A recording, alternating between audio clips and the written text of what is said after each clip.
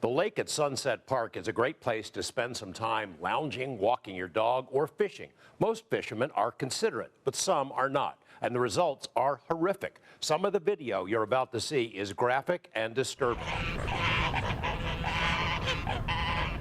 Sunset Park is about as good as it gets for waterfowl.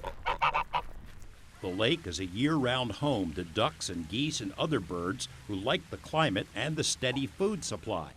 Not only insects, but also the goodies handed out by bird lovers. It's against the rules to feed the birds, but there's little, if any, enforcement. Notice the park police in the background. The birds at Sunset include rare migratory geese and more exotic waterfowl, such as this guy with a mohawk, to barnyard birds who've been abandoned here.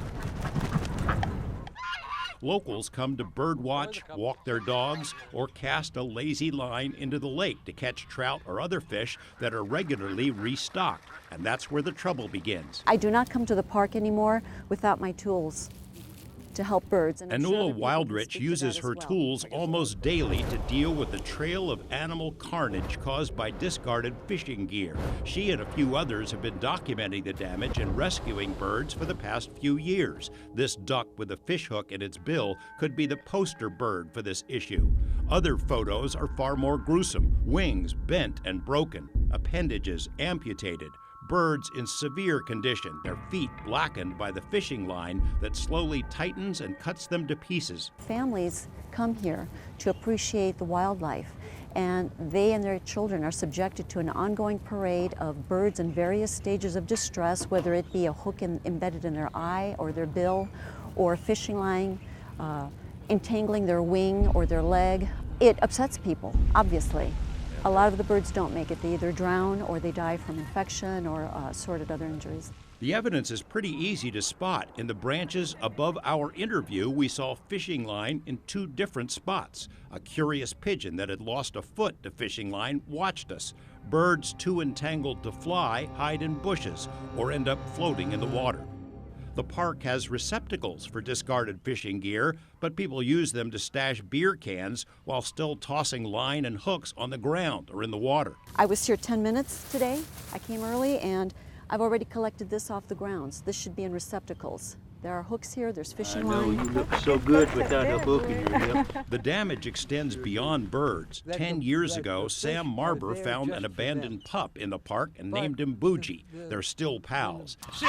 Okay, very good. In December, during a walk, Bougie got a 3-pronged fish hook through his snout. No, Bougie. Sam was beside himself, worried that if he tried to take the dog to a vet, it might also hook its tongue, or worse. It was almost dark, and he called to the only person in the park he could see.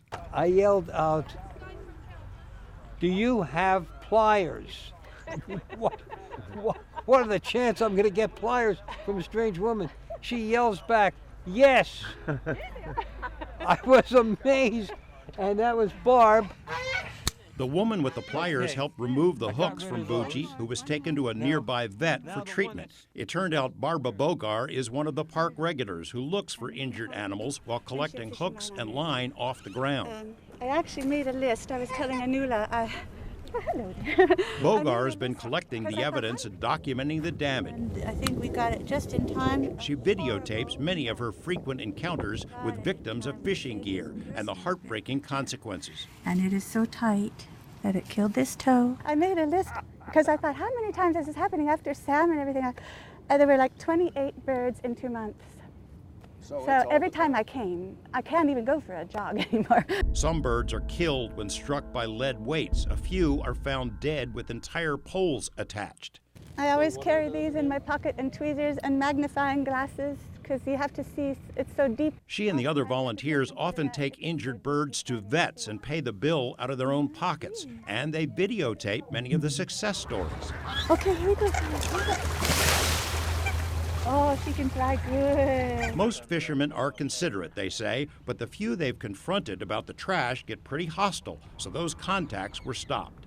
They think that the fish are there just for them. It benefits people like me who just want to enjoy the park and enjoy looking at the birds. It's for everybody, not just fishermen. The folks who rescue injured birds say they're not trying to ban fishing, but would like to see a minimal amount of enforcement, especially for unlicensed fishermen who don't seem to know any better or don't care. The problem is that multiple agencies are involved, and they all say the same things. They lack the manpower or they lack jurisdiction, and it's some other agency's problem to fix. The I-Team will be following up this story next week and will ask the agencies what they plan to do. George Knapp, 8 News Now.